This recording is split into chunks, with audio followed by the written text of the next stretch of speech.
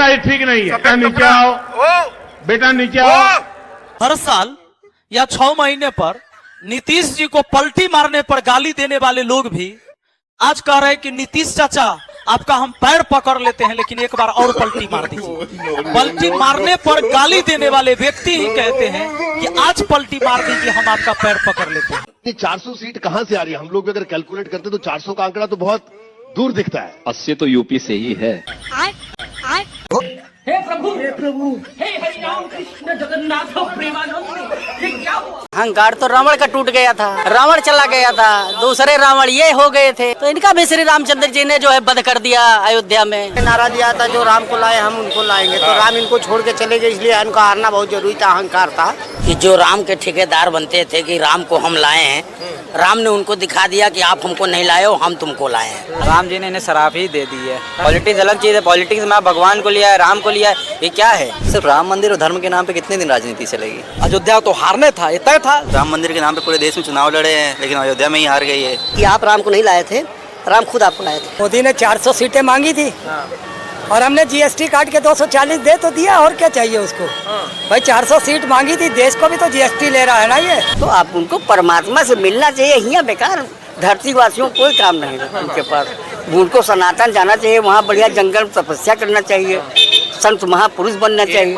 बात तो सही है। अरे राम के नाम पे वोट देने वाले अयोध्या से राम जी पहले ही बीजेपी को हटा दिए, अयोध्या से बहुत बुरी तरह से हारे हैं ये। राम जी अयोध्या से इन लोगों को फेंकने का काम किए हैं।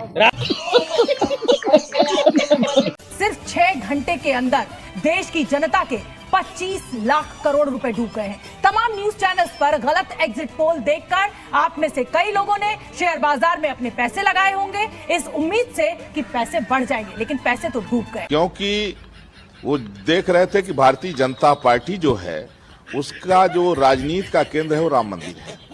तो चीन और पाकिस्तान के एजेंट यहाँ रात रात घूम करके और वो जो है यहाँ पैसा भी काफी बांटे हैं। अच्छा।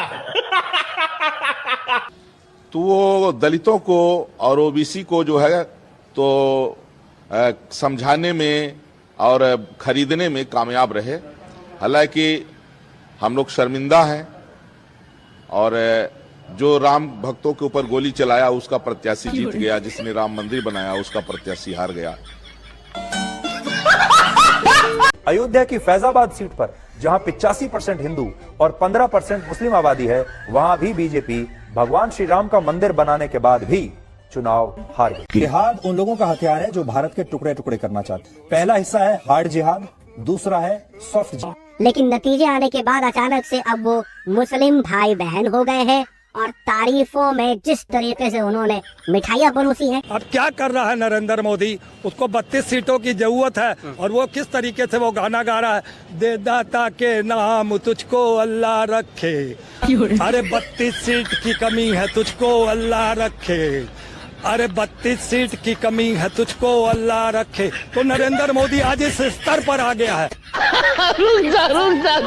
यहाँ हम हमारे मुस्लिम भाइयों और बहनों की भी बहुत आज तारीफ करना चाहेंगे, जो लोकतंत्र के सच्चे सिपाही बनकर आए। हमारे यहाँ ऐसा ही होता है। तो 6 जून के पहले आप बाय कर लेना, 4 जून के पहले वो शूट अप करेगा। जिस दिन चुनाव का नतीजा आएगा, आप इस हफ्ते भर में देखना, यानी भारत का स्टॉक मार्केट के लिए उसके सारे जो उनके प्रोग्रामिंग के जो प्रोग्रामिंग वाले सारे थक जाएंगे।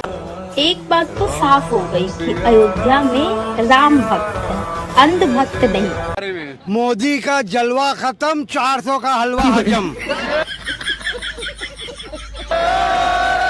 गए मोदी अपंग बन गए हैं। हाँ गए, बात हो रही। मोदी जी 240 में अपंग लूले सरकार बन गई है। गाय बेचने वाली कंपनी उसको राम जी जितवाएंगे जी। और अब की बार 4 से नहीं 415 पार। अरे 300 तो लिया थे, 300 भी नहीं ला। जो सीट तुम्हारा था वो सीट भी तुम हार चुके हो। जो सीट था तुम्हारा वो सीट भी तुम हार चुके हो। हमने तो 10 साल झेला है, सारे सवाल विपक्ष से होते थे। हमारा क्या घमंड है, हम तो मस्त है, मौला है, मस्त मौला लोग हैं। अब ये तो नहीं कहेंगे कि फकीर आदमी है, झोला उठा के चले जाएंगे, वो तो एक ही आदमी है। हम तो है नहीं। हमारा समझ रहे हो, कोई घमंड नहीं है। हमने आपकी निंदा भी झेली, हम विपक्ष में थे तो भी सवाल झेले और बिल्कुल बाइज्जत सा सम्मान झेले। शाबाश बेटा, बहुत बढ़िया मुन्ना। इस बार 400 पार।